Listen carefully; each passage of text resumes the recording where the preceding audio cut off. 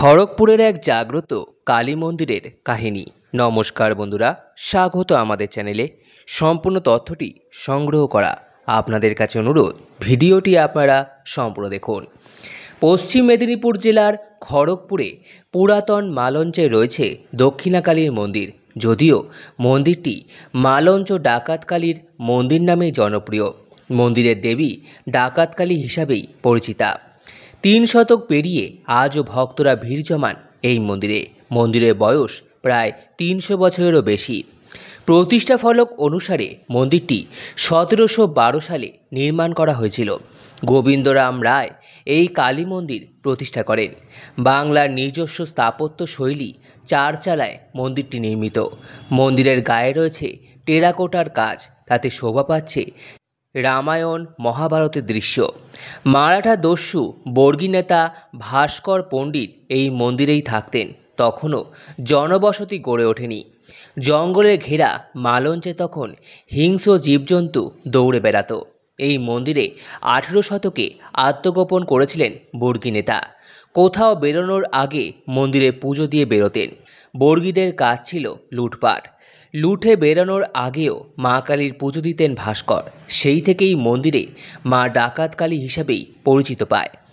যারা ডাকাতি করতেন তারা এখানে পুজো দিয়ে যেতেন। আজও মানুষ ডাকাতকালী বলেই ডাকেন দেবীকে।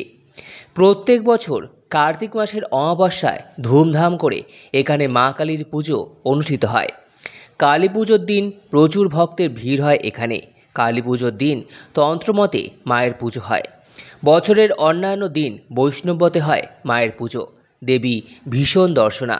মায়ের মুখশ্রী মোম দিয়ে তৈরি।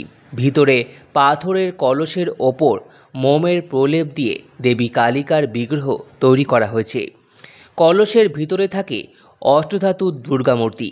মন্দিরে দুর্গা ও রাধাবল্লভেরও পুজো হয়। প্রতি বছর দুর্গাষষ্ঠীর দিন মূর্তির ওপর মোমের প্রলেপ দেওয়া হয়। পঞ্চমুণ্ডের আসনের ওপর দেবী প্রতিষ্ঠিত। কোনো এক তান্ত্রিক দেবীকে প্রতিষ্ঠা করেছিলেন। মন্দিরের প্রতিষ্ঠাতা রায় বংশের আদিবাড়ি ছিল খড়গপুরের জগপুরে। মন্দিরের পাশেই ছিল জমিদারদের আরেকটি বাড়ি। গোবিন্দরাম রায়ের উত্তরাধিকারী হিসাবে কালীগতি রায় পুজোর দেখরেখ করতেন। কালীগতি ছিল নিঃসন্তান। কালীগতি রায় মারা যাওয়ার সময় মন্দিরের নামে 60,000 টাকা রেখে যান। একটি ট্রাস্ট এখন মন্দিরের দেখভাল করে। বংশ পরম্পরায় রায় পরিবারের সদস্যরাই ট্রাস্টের সভাপতি পদে আসীন হন। দৈনিক দেবীর নিত্য পুজো হয়। প্রতিদিন দেবীকে ভোগ দেওয়া হয়। আগে প্রতিদিন 5 পোয়া চাল নিবেদন করা হতো ভোগে। এখন তার পরিমাণ কমে গেছে। ডাকাতকালী নামে পরিচিত হলেও এই মা আদপে দক্ষিণাকালী। স্থানীয়রা মন্দিরে পুজো দিতে আসেন প্রত্যেক দিন। তাদের মতে দেবী অত্যন্ত জাগ্রত। পুজো দিলে মনস্কামনা পূরণ করেন মা কালী। সম্পূর্ণ ভিডিওটি দেখার জন্য আপনাদের সকলকে অসংখ্য ধন্যবাদ।